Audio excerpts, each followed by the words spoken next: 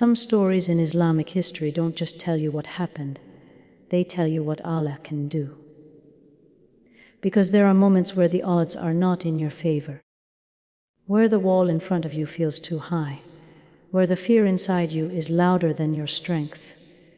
And that's exactly why Khaybar hits different.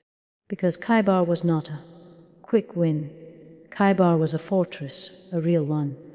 The kind of place that makes people feel small just by looking at it. And I want you to listen to this story like it's happening right now. Because in some way, every one of us has a Khaybar, a situation that feels locked, a door that refuses to open, a pressure that won't leave, a battle you never asked for. So let's go back. Khaybar was a region known for its strong forts, multiple fortresses, not just one wall. These weren't weak buildings. These were places designed to hold out, to resist, to protect whoever was inside. And the thing about fortresses is this: they don't just block you physically, they mess with your mind.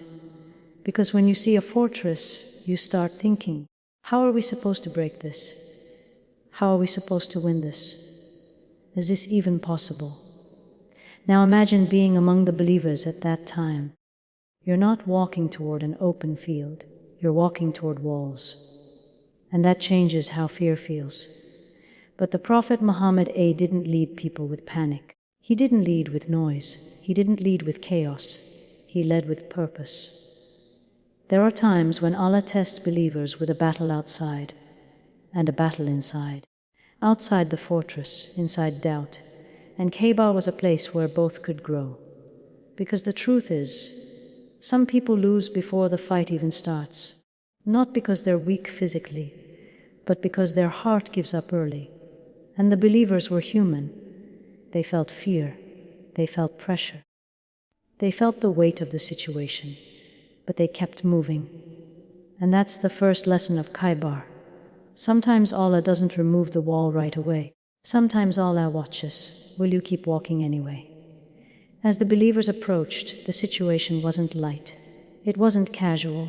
It wasn't easy content. This was real. Fortress after fortress. Resistance after resistance. And here's something important. Victory in Islam is not always instant. Sometimes it comes step by step. And that step-by-step process is where the heart gets shaped. Because if you only trust Allah when things happen fast, then what you have is not trust, it's comfort. Real trust is when it's slow, when it's heavy, when it's unclear. Now, in the middle of this tension, something powerful happened. The Prophet made a statement, and when he said it, it changed the emotional atmosphere of the entire camp. He said that the next day, he would give the banner, the flag, to a man through whom Allah would grant victory. Let that sink in. This wasn't just a flag. This was responsibility. This was leadership. This was a public sign. You're the one going forward. And when people heard that, it did something to them. Because every believer wants to be chosen for goodness. Every believer wants to be used by Allah in a way that matters. So that night, the companions stayed with that thought. Many hoped it would be them, not because of ego, but because it's a beautiful thing to want, to be the means Allah uses. And imagine the feeling in that camp that night. Some are praying, some are thinking, some are repeating the words in their head. Tomorrow the banner, tomorrow victory. But here's where the story gets even deeper. When the morning came, the Prophet asked for Ali ibn Abi Talib, and Ali was not showing up in perfect condition.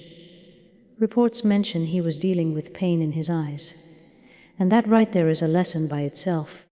Allah does not wait for you to feel fully ready before He honors you. Sometimes Allah chooses you in a moment you feel weak, so the world understands the strength was never yours. The Prophet called him, tended to him, and then gave him the banner. Can you feel the weight of that moment? A man with pain in his eyes, being handed the symbol of leadership in front of everyone, and now the camp is watching. Because this isn't just about who gets the flag, it's about what happens next. Do the walls finally break? Does the fortress finally open? does victory finally come. And here's something else the Prophet taught around these moments, that the mission is never just conflict, it's guidance, it's calling people to truth. Meaning, even in the middle of pressure, the believer is not supposed to become cruel, not supposed to become reckless, not supposed to become a monster. The believer remains guided, even when tested. Now Ali moves forward with the banner, and this is where the story becomes intense. Because a fortress is not impressed by your intentions. A fortress doesn't open because you feel motivated. A fortress opens when Allah decides it opens. And the believers are about to witness something that becomes unforgettable in Islamic history. But I want you to hold on to this feeling before we go to part 20. The believers are standing in front of walls. The banner has been given. The pressure is real. And in that moment, Allah is teaching every generation after them. When your life feels like a fortress, don't mistake the wall for your limit. Because walls are real, but Allah is greater. And now, the confrontation is about to reach its turning point. The kind of turning point that makes you realize victory isn't always about power. Sometimes it's about who Allah supports. So now the banner is in Ali's hands. The camp is watching. The air feels heavy, like everyone is holding their breath, because this isn't just about a fight. This is about whether the wall finally breaks, whether the impossible finally opens. Ali moves forward, and listen, this is important. When Allah chooses someone for a moment, that moment doesn't feel comfortable. It feels serious. It feels weighty. It feels like your heart is standing on the edge of something big. A fortress doesn't open because you're confident. A fortress doesn't open because you look strong. A fortress opens when Allah decides it opens. And as the confrontation builds, the Prophet gives guidance that shows you what leadership in Islam looks like. Not rage, not revenge, not uncontrolled violence. Guidance. He teaches that the goal is not just to defeat. It is to call people to what is right. To invite them to truth. To protect the community from harm, to stay principled even under pressure. That is what makes this story different. Because many people can fight, but not everyone can stay guided while fighting. And now the pressure becomes real. Fort after fort, gate after gate, resistance after resistance. This was not one fast moment. This was a process, and every step required patience. And patience is not passive. Patience is strength under control. Eventually, the fortresses begin to fall, one after another, until the situation shifts. And you need to feel what that means. Because a fortress falling is not just a military win, it is a psychological break. It's the moment fear loses its power. It's the moment the believers realize the wall was never the boss. The wall was never the final word. The wall was never bigger than Allah. And when the victory becomes clear, something else becomes clear too. The believers didn't win because they were perfect. They won because they stayed connected. Connected to purpose, connected to discipline, connected to trust. Now here's a detail that matters, because it shows the balance of Islam. After the conquest, the people of Khaybar were not treated with chaos or senseless destruction. An arrangement was made where they would work the land and share its produce. That's important, because Islam is not built on uncontrolled rage. It is built on justice, structure, and responsibility. And the believers gained spoils of war, yes, because that is part of what happened in that time. But the deeper victory was not the wealth. The deeper victory was the lesson. When Allah grants victory, it is not to inflate your ego. It is to strengthen your obedience, because victory can be a test too. Some people fail in hardship, other people fail in success. So the believer is tested in both.